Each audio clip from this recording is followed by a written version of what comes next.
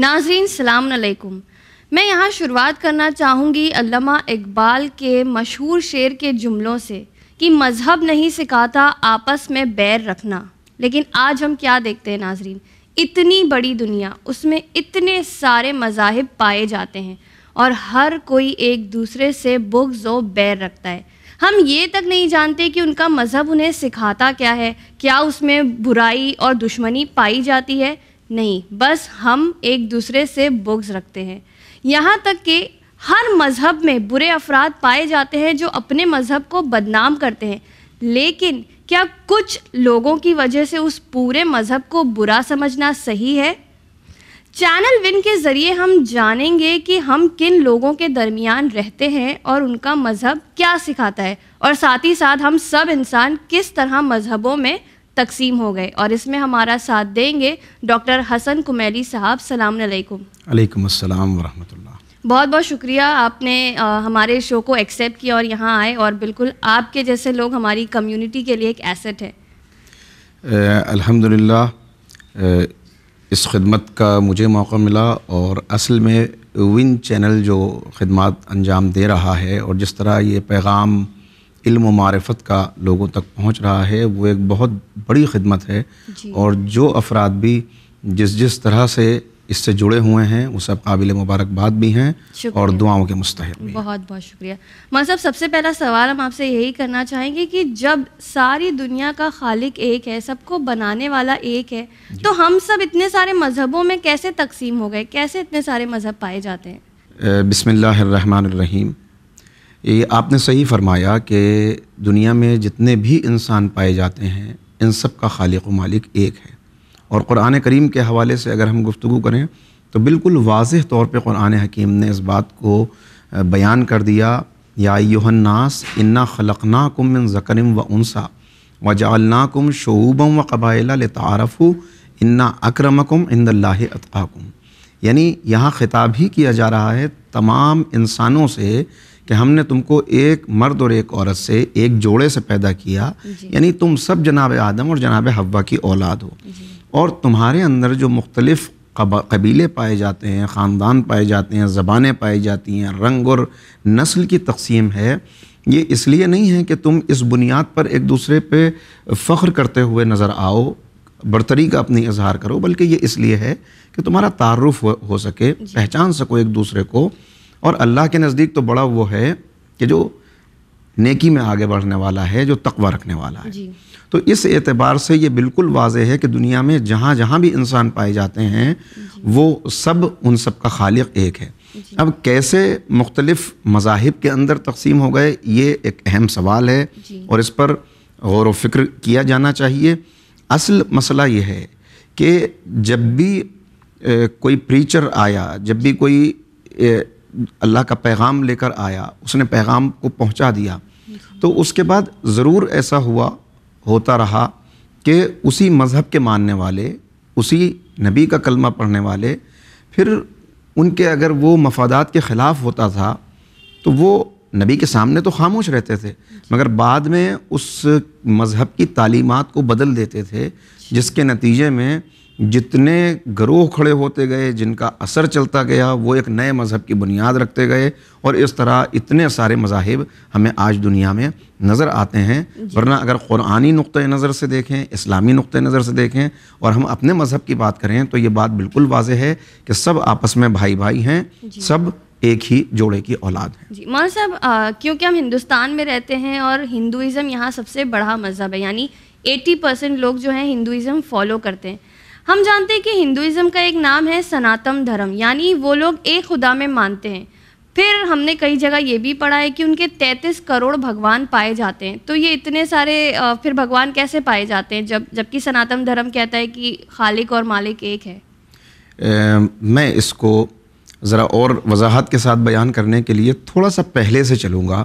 اگر آپ مذہبوں کی تاریخ اٹھا کر دیکھیں تو دنیا میں دو طرح کے مذاہب، دو تقسیم کی جا سکتی ہیں. جو بالکل شروع کی کلاسیفیکیشن ہے، سامی مذاہب ہیں اور غیر سامی مذاہب ہیں.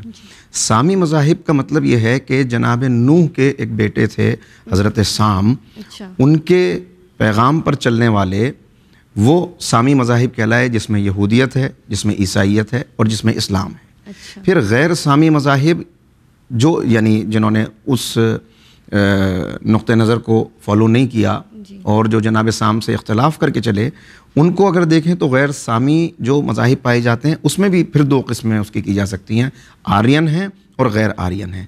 اب جو آرین ہیں اگر آپ یہاں دیکھیں تو یہ اصل میں انڈو یوروپین ایک بڑا گروہ ہے کہ جو یہاں پہ نارتھ ویسٹ انڈیا میں اور ایران میں 1500 سال پہلے پیغمبر اکرم سے، یعنی یہ آپ یہ سمجھیں کہ جناب عیسیٰ سے 1500 سال پہلے، تو جناب عیسیٰ میں اور ہمارے نبی میں تقریباً 600 سال کا فرق ہے، اور 1500 اور اوپر دیکھ لیں تو 1500 سے 2000 سال کی یہ تاریخ ہے آرین مذاہب کی۔ اسی میں پھر آرین مذاہب میں یہ ہندوازم جو ویدک مقدس وید کے ماننے والے یہ پائے جاتے ہیں، اور پھر غیر ویدک ہیں کہ جس کے اندر پھر اس کی مزید تقسیم کریں تو اس میں سکھزم ہے، جینزم ہے، بدھزم ہے، پارسی ہیں، یہ اس طرح سے یہ تقسیم ہوئی۔ اب اس میں جو نان آرین ہیں، نان آرین جن کو آپ دیکھیں تو نان آرین علاقے کے اعتبار سے جاپان، چائنا، یہ چونکہ کسی خدا کو نہیں مانتے لہٰذا ان کو کوئی مذہب کہنے کے بجائے اگر ایک ایتھیکل سسٹم کہا جائے تو زیادہ بہتر ہوگا۔ تو یہ ہے مذاہب کا کلیسیفیکیشن، اس طرح سے مذاہب چلے۔ اب اس میں چونکہ آپ نے فوکس کیا کہ ہمارے ملک کے اندر بڑی تعداد میں ہندوازم پایا جاتا ہے، اس کی تعلیمات کو دیکھیں اور کیا اس کے اندر خدا کا تصور ہے، اگر اس پہ غور کریں تو پھر میں یہی عرض کروں گا کہ اگر خدا کا کیا تصور ہے کسی مذہب کے اندر یہ دیکھنا ہو تو سب سے پہلی چیز کہ اس مذہب کے ماننے والوں کو مت دیکھیے آپ، اس لیے کہ مذہب کے ماننے والوں کو دیکھیں گے تو مذہب کے ماننے والے، جو آپ نے اپنے انٹرو میں بھی کہا کہ وہ تو اکثر خود ہی اپنے مذہب سے واقف نہیں ہوتے، تعلیمات سے واقف اکثریت، بہت ایک چھوٹا سا گروہ ایسا ہوتا ہے کہ جو ریسرچ کے ذریعے سے، تحقیق کے ذریعے سے ایمان لاتا ہے یا کسی راستے کو فالو کرتا ہے، باقی جو ہے وہ سب موب کی شکل میں چل پڑتے ہیں جہاں بھی چلنا ہوتا ہے۔ تو اگر ہندو مذہب کی حقیقت ہم کو معلوم کرنی ہے تو ہمیں ودوانوں کو دیکھنا پڑے گا، مقدس کتابوں کو دیکھنا پڑے گا، جہاں سے یہ چلا جو اس کا سرچشمہ ہے وہاں دیکھنا پڑے گا، اور وہاں جب ہم دیکھتے ہیں تو ہمیں یہی پیغام ملتا ہے کہ سب کا مالک ایک ہے، خالق ایک ہے، خدا ایک ہے، اور اس کی خصوصیات بھی بیان کی گئیں۔ اب پھر وہی کہ چونکہ آگے ماننے والے بگاڑتے ہیں ہر چیز کو، لہٰذا پھر اس کے اندر مزید خرابیاں پیدا ہوتی چلی۔ اچھا مولانا صاحب، ہم دیکھتے ہیں کہ ہندوازم میں بھی پھر کئی ذات میں وہ ڈیوائیڈ ہو جاتا ہے، براہمن ہو جاتے ہیں، ویشیہ ہو جاتے ہیں، شتریہ ہو جاتے ہیں، تو کیا یہ مالی بنا پر ڈیوائیڈ ہیں کہ ان میں مطلب صحیح میں اس طرح کی ذاتیں پائی جاتی ہیں؟ کیونکہ اللہ نے تو سب کو ایک برابر بنایا ہے، پھر کیسے یہ ذات پات میں ڈیوائیڈ ہو جاتے ہیں؟ پھر کچھ دلت بھی ہو جاتے ہیں ان میں سے۔ جیسا کہ میں نے آپ کی خدمت میں عرض کیا کہ اصل مسئلہ ہے کہ جب بھی کسی نظریے کے فالوورز چلتے ہیں تو وہ ضرور اس میں کچھ نہ کچھ اپنی باتیں شامل کر دیتے ہیں۔ میں ذات پات پہ آتا ہوں، مگر اس سے پہلے تھوڑا سا عرض کروں جو بات میں نے ابھی اس سے پہلے بھی کہی کہ اگر مذہبی حوالوں کو ہم دیکھیں کسی کے تو مذہبی حوالوں سے معلوم ہوتا ہے کہ اصل میں اس مذہب کی تعلیم کیا ہیں۔ اب آپ جو اوتھینٹک لٹریچر ہے، ریلیجس لٹریچر، اس میں یجروید ہے، رگ وید ہے، بھگوت گیتا ہے، اس کے اندر اگر آپ تلاش کریں تو سب کا پیغام ایک ہی ملتا ہے کہ خدا ایک ہے۔ گیتا کے 7 چیپٹر میں اس بات کو بیان کیا گیا کہ مادہ پرست لوگ، دنیا پرست لوگ، دنیا کی محبت رکھنے والے لوگ، وہی صرف وہ ہوں گے جو خدا کے علاوہ کسی کی عبادت کریں گے۔ اچھا، اس کا مطلب کہ خدا کی عبادت کی دعوت دی جا رہی ہے، ایک خدا کی۔ اب خدا کے علاوہ کی عبادت کرنے والوں کا خود ہی بتا دیا کہ وہ صرف اپنے فائدے کے لیے جو مذہب کو بدلتے ہیں وہی لوگ ہوں گے۔ پھر اگر رگ وید کو آپ دیکھیں تو اس میں بھی یہ بات بتا دی گئی کہ حقیقت ایک ہے، سچ ایک ہے، اور اس سچ کو جو سادھو سنت ہیں، یعنی جو نیک لوگ ہیں، جو مقدس لوگ ہیں، وہ مختلف ناموں سے پکارتے ہیں۔ لہٰذا حقیقت ایک ہے، نام مختلف ہیں. پھر رگ وید میں اگر آپ دیکھیں تو اس میں پھر 10 چیپٹر کے اندر دہرایا گیا اس بات کو کہ خدا ایک ہے. پھر 6 چیپٹر کے اندر پھر اس بات کو دہرایا گیا کہ حمد صرف خدا کے لیے ہے، یعنی قابل تعریف صرف وہ ہے. بندوں کی تعریف اس کے مخلوق ہونے کی بنا پہ کی جا سکتی ہے، لیکن اصل ساری تعریفیں جو قرآن کریم کا پیغام ہے الحمدللہ رب العالمین، تمام تعریفیں صرف اللہ کے لیے ہیں، وہی پیغام وہاں پر بھی دیا جا رہا ہے. پھر جو برہما، جو اس کا اگر آپ ٹرانسلیٹ کریں تو اس کا مطلب ہے کریٹر. وشنو جو ان کے جو یہ نام تو ہم سب سنتے ہیں چونکہ اس معاشرے میں رہتے ہیں، تو وشنو کون، ان کا ترجمہ اگر آپ کریں تو رب، چیریشر، نریشر، سسٹینر، پرووائڈر، یہ سارے ترجمے اس کے کیے جا سکتے ہیں. اور اب آپ کہیں کہ یہ جو آپ نے دونوں نام لیے تو یہ تو ہمارے سامنے کچھ تصورات ابھرتے ہیں ایک دم سے کہ یہ تصویر اور یہ وہ، تو اس میں بھی میں آپ کے سامنے عرض کروں گا کہ یجروید میں جہاں تعارف کرایا گیا مالک اور خالق کا، وہاں پہ واضح طور پہ یہ بتا دیا گیا کہ اس کا کوئی عکس نہیں ہے. اچھا، اس کی کوئی مثال نہیں ہے. تو اب اگر ہم خود عکس بنا لیں، مثال بنا لیں، تو یہ ہمیں غور کرنا پڑے گا کہ جن کتابوں پہ ہمارا اعتقاد ہے وہ تو ہمیں اجازت نہیں دیتی ہیں اس کی.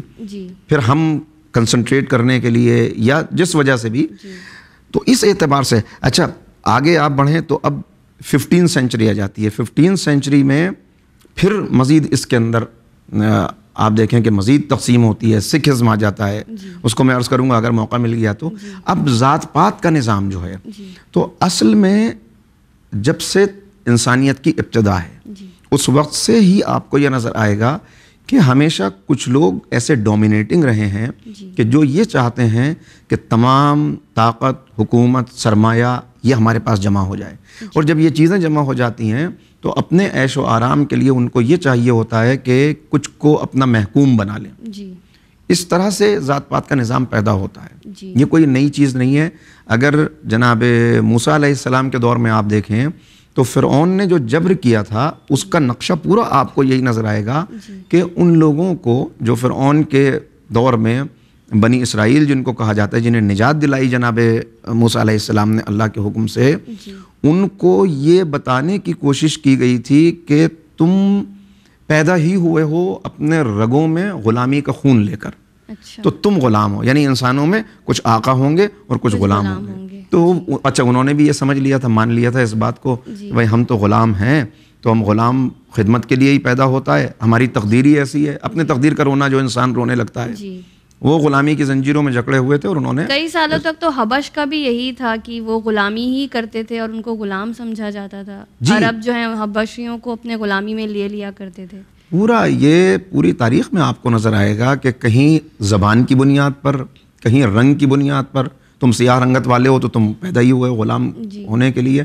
یعنی آپ نے جس دور کا ذکر کیا اس میں اور اس کے بعد میں بھی اگر آپ دیکھیں حبش میں بھی ایسا ہوا. اور ابھی کوئی زیادہ دور جانے کی ضرورت نہیں ہے، ابھی کچھ زمانے پہلے تک ہی تو ایسا تھا کہ باقاعدہ طور پر افریقہ سے لوگوں کو پکڑ کے لایا جاتا تھا، جہازوں کے اندر ان کو جانوروں کی طرح ڈال دیا جاتا تھا. کتنے لوگ راستے میں آنے میں مر جاتے تھے اور پھر ان کو لا کے بیچا جاتا تھا، بولی لگتی تھی ان کی، غلام بک رہے ہیں. تو اس وقت جناب موسیٰ نے ایک بات کہی ان سے اپنی قوم سے خطاب کر کے، جس کو قرآن کریم نے نقل کیا ہے، قال موسیٰ لقومہ استعینوا باللہ، کہ اے اللہ کے بندو اللہ سے مدد مانگو اور اس بات کو سمجھو کہ اللہ نے تم کو جو عزت دی ہے، جو وقار دیا ہے، وہ تم کو کیوں حاصل نہیں ہو پا رہا؟ کیونکہ تم اللہ کے تصور سے ناپید ہو گیا ہے تمہارے ذہن سے. اور اللہ نے ہر انسان کو آزاد ہی پیدا کیا ہے. اللہ نے ہر انسان کو آزاد پیدا کیا ہے. کوئی کسی سے چھوٹا بڑا اونچ نیچ کچھ نہیں پائی جاتی. جی بس میں نے جو شروع میں عرض کر دیا کہ بس بنیاد جو ہے وہ صرف تقویٰ ہے، اس کے علاوہ کوئی چیز بنیاد نہیں ہے. ایک آدمی ہو سکتا ہے کہ بہت غریب ہو، معمولی لباس پہنتا ہو، لیکن اللہ کے یہاں اس کا بہت بڑا رتبہ ہو، اور ایسا ہوا بھی ہے. اور ایک آدمی حاکم ہو، بڑا لوگوں کے درمیان اس کی اہمیت ہو، عزت ہو، لیکن اللہ کے یہاں اس کو مجرم سمجھا جاتا ہو. تو یہ تو ہماری بنائی ہوئی تقسیم ہے پوری طرح سے. تو وائٹ ریس والے اس وقت بھی بلیک ریس کے اوپر ظلم کرتے تھے، آج بھی کہیں نہ کہیں یہ چیز پائی جاتی ہے. اسی طرح سے تقسیمیں ہوتی رہیں. تو مذہب نے تو ایسی کوئی تعلیم نہیں دی.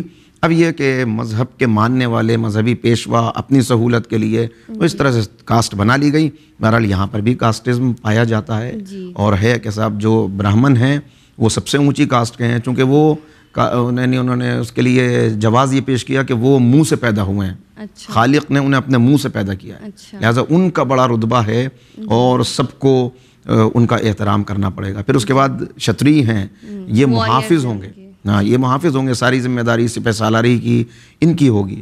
پھر اس کے بعد ویش ہیں کہ جن کا کے لیے کہا گیا کہ یہ تجارت، زراعت، یہ سب وہ کریں گے، اور سب سے آخر میں شودر ہیں. شودر جن کو جینے کا حق بھی نہیں ہے، جن کو غلامی کرنی ہے ہمیشہ، جو اچھوت ہیں، جن کے ہاتھ کا پانی بھی نہیں پیا جائے گا، جن کو کھانا بھی براہمن کا جھوٹا کھانا پڑے گا. تو یہ بدقسمتی سے انسانوں کے اندر جو تقسیم ہے، جو اونچ نیچ ہے، جو ذات پات ہے، یہ 100% آپ کو جہاں پہ بھی ملے گی وہ انسانوں کی پیدا کی ہوئی ہے. نہ خالق کی نہ مذہب نے پیدا کی ہے، نہ کسی کوئی حوالہ اس کے اندر کسی بھی مذہبی کتاب کا پیش کیا جا سکتا ہے سوائے ان کتابوں کے جو لوگوں نے لکھ لی ہیں بنام فیبریکیٹ کر دی ہیں. بالکل. مذہب آپ نے تھوڑا سا ذکر کیا تھا سکھزم کے بارے میں، تو کیا یہ ہندوازم کی کوئی برانچ ہے یا یہ ایک الگ مذہب ہے؟ دیکھیے 15 سینچری میں سکھزم ہندوستان میں ایک اسی کی برانچ کے طور پر پیدا ہوا ہندوازم کی. اور اس میں ہوا یہ کہ چونکہ 5 دریا ایک ساتھ بہتے تھے تو پنج آب اس جگہ کو کہا جاتا تھا جو آج پنجاب کہا جا رہا ہے. اچھا. ہاں 5 دریاؤں کی وجہ سے وہاں پر ایک شتری فیملی میں گرو نانک جی کی ولادت ہوئی اور اسی ماحول میں وہ پلے بڑھے. پھر وہ اسلام سے متاثر ہوئے اور اسلام سے متاثر ہو کر انہوں نے جو ہندوازم کے اندر جو کچھ چیزیں چلی آ رہی تھیں ان کی مخالفت کی. یہ 10 گروؤں کا مذہب کہلاتا ہے. اس کے اندر 5 چیزیں ضروری ہیں کہ جن کو بیان کیا جاتا ہے کہ کیش، کنگھی، کڑا، کرپان اور کچھا. پھر اس میں آپ دیکھیں جو گرو گرنتھ ہے، وہ جو مذہبی مقدس کتاب ہے، اس سے اگر آپ استفادہ کریں تو وہاں بھی بالکل واضح طور پر یہی پیغام موجود ہے کہ خدا ایک ہے، وہ لافانی ہے اور وہ بندوں پر انتہائی رحم کرنے والا ہے. تو برانچ اسی کی بنی، مگر بعد میں انہوں نے انکار کیا اس بات کا اور ایک خدا کے لیے انہوں نے اومکارا کا لفظ ایک اصطلاح استعمال کی. اومکارا یعنی خدا، اور جس کی عبادت ہوگی اس کے علاوہ کسی کی عبادت نہیں ہوگی. اور جو ایک چلا یہیں سے، لیکن جو ایک اختلاف ہوا، انہوں نے بت پرستی کو اپنے یہاں جائز نہیں سمجھا اور وہ آج بھی نہیں سمجھتے اس کو. جو صفاتی نام انہوں نے اللہ کو دیا، اگر ان کو آپ جمع کریں تو بالکل وہی آ جاتا ہے کہ پرووائڈر، نریشر، چیریشر، سسٹینر. یہ اس بنیاد پر یہی سب ہم بھی اپنے خدا کو اسی طرح پکارتے ہیں کہ رازق وہی ہے، رزاق وہی ہے. ہم بھی اسی طرح سے جب یاد کرتے ہیں خدا کو اسی طرح کرتے ہیں. جہاں بھی خدا کے تعلق سے کوئی الہامی ریفرنس آپ کے سامنے آئے گا یا کوئی بھی گفتگو کرنے والا اگر وہ پوری دیانتداری کے ساتھ گفتگو کرے گا تو یقیناً وہ اس بات کا احساس کر لے گا اس کائنات کو دیکھ کر کہ خالق بھی وہی ہے، اور خالق ہونے کے بعد یہ نہیں کہ اس نے پیدا کر کے چھوڑ دیا ہو، بلکہ رازق بھی وہی ہے، حفاظت کرنے والا بھی وہی ہے، رب بھی وہی ہے ہر ایک ماحول کے اعتبار سے، اور نہ صرف ہمارا بلکہ تمام مخلوقات کا. بالکل. مطلب کیا سملیرٹیز ہیں یا کیا ڈفرینسز ہیں جو ہندوازم اور اسلام میں پائے جاتے ہیں کہ یہ چیز ہندوازم اور اسلام میں بھی ملتی ہے اور یہی چیز ہمیں یا ہندوازم میں بالکل نہیں ملتی جو ہمیں اسلام میں ملتی ہے؟ کیا ہم سملیرٹیز اور ڈفرینسز نکال سکتے ہیں؟ جو میں نے اب تک کی گفتگو کی، اگر اس کا خلاصہ آپ نکالیں تو اس بات کا جواب سامنے آ جائے گا کہ سملیرٹیز تو یہی ہیں کہ اگر اوریجنل سورسز تک آپ پہنچیں، جو واقعی اوتھینٹک ریلیجیس ریفرنسز ہیں ان کو آپ دیکھیں تو وہاں بھی خدا کا تصور وہی ہے جو ہمارے یہاں خالق و مالک کا تصور ہے.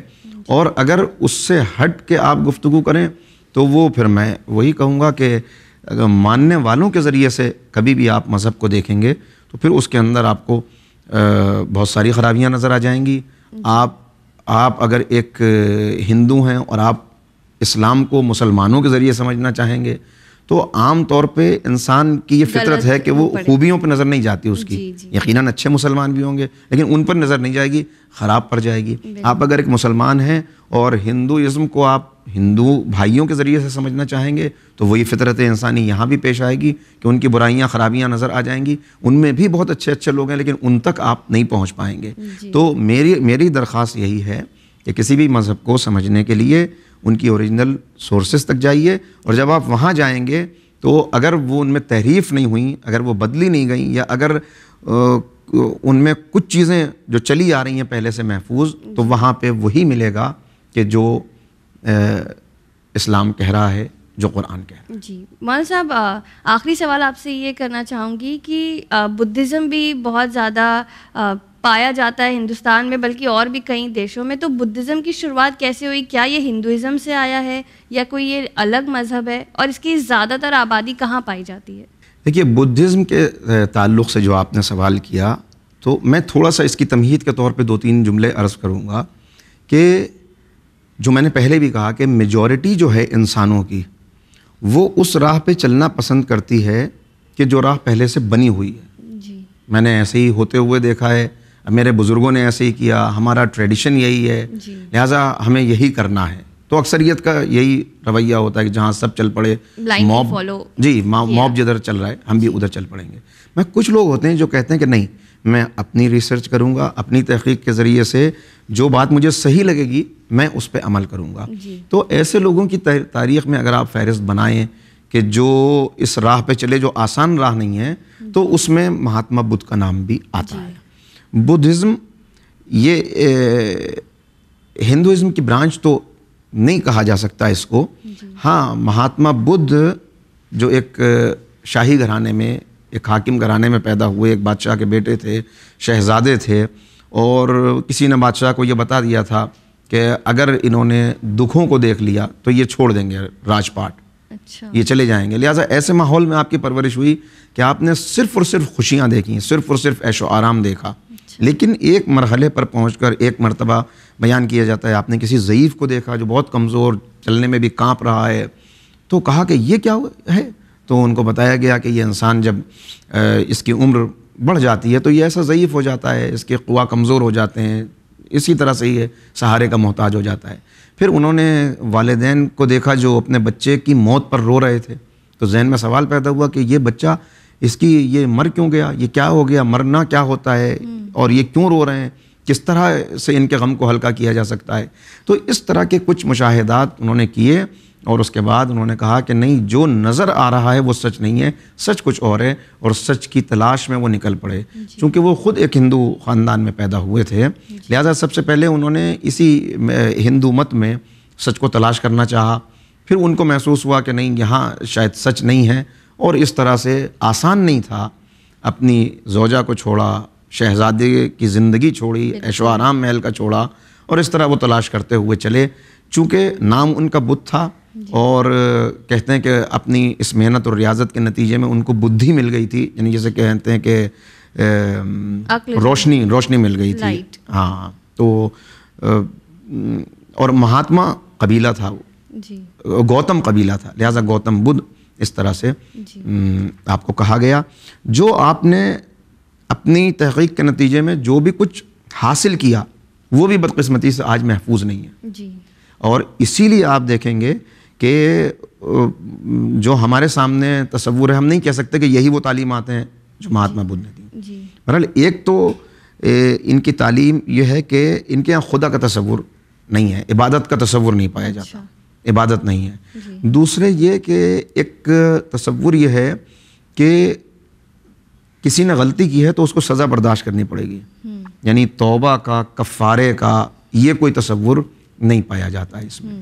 پھر اس میں مزید دیکھیں تو ان کے اندر جب آگے چل کے وہی جو خرابیاں پیدا ہوتی ہیں, تو کچھ لوگوں نے کہا کہ مہاتما بدھ جو ہے وہ منکر تھے خدا کے, جبکہ اگر دیکھیں تو ان کے یہاں کوئی ایسی بات نہیں پائی جاتی کہ انہوں نے خود سے انکار کیا ہو. اب وہی ہے, چونکہ مینیپولیٹ کیا گیا ہے تمام چیزوں کو, تو کہاں سے بدل گیا, کیا ہوا. پھر اس کے اندر مزید برانچنگ ہو گئی. کچھ لوگوں نے کہا کہ اپنی اگر تم کو مرادیں پانی ہیں تو دیوی دیوتا ہیں, ان تک جانا ہوگا, کچھ نے کہا کہ نہیں مہاتما بدھ خود ہی خدا تھے, جی ان سے لاء لگاؤ. تو اس طرح سے یہ بگاڑ اس کے اندر آتا چلا گیا. آج آپ دیکھیں کہ چائنا کے اندر تعداد سب سے زیادہ پائی جاتی ہے, اس کے علاوہ تھائی لینڈ کے اندر, میانمار میں, جی سنگاپور میں, مختلف ملکوں کے اندر تعداد پائی جاتی ہے. اور بنیادی تعلیم ان کی یہی تھی کہ انسان کو خونریز نہیں ہونا چاہیے, انسان کو خون نہیں بہانا چاہیے. لیکن آپ دیکھیں کہ کتنا بگڑ گیا. ابھی پچھلے دنوں کے حالات میانمار کے آپ کے سامنے ہیں کہ کس طرح سے خون بہایا گیا, ظلم کیا گیا, کتنے لوگوں کو چھوڑنے پر ملک مجبور کر دیا گیا جو آج دوسرے ممالک کے اندر یہ جا کے پناہ لینے پہ مجبور ہو گئے. جی مولانا صاحب آپ کا بہت بہت شکریہ. اور اگر ہم ایک کھلے نظریے سے دیکھیں ہر مذہب کو, صرف ایک ہی نظریے نیرو مائنڈیڈ ہو کے نہ دیکھیں, تو ہم یہ سمجھ سکتے ہیں کہ کوئی بھی مذہب انسان کو برائی کی طرف راغب نہیں کرتا. ان کے مذہب میں نہیں پائی جاتی وہ چیزیں, جو کچھ بھی ہے وہ انسان ہی اس کو تباہ و برباد کر دیتا ہے. لیکن مولانا صاحب کیونکہ آج ہمارے پاس وقت کی تنگی ہے, تو ہم انشاءاللہ ہماری اس گفتگو کو اگلے ایپیسوڈ میں کریں گے. اور آپ کا بہت بہت شکریہ. ناظرین, جیسا کہ مولانا صاحب نے بار بار ایک چیز کہی اپنے جوابوں میں کہ نیور جج a religion by it's followers, یعنی آپ کسی بھی مذہب کو اس کے ماننے والوں کے ذریعے نہ جج کریں. اور میں یہ ہر مذہب کی بات کر رہی ہوں کیونکہ اچھے برے افراد ہر مذہب میں پائے جاتے ہیں, اور آپس میں ایک دوسرے کو سمجھنے کی کوشش کریں, اور انشاءاللہ پھر ہم ایک پیسفل ماحول, ایک ہارمونیس ماحول انشاءاللہ پیدا کر سکتے ہیں. مجھے دیجیے اجازت, میں اگلے ایپیسوڈ میں پھر حاضر ہوں گی. شکریہ, خدا حافظ.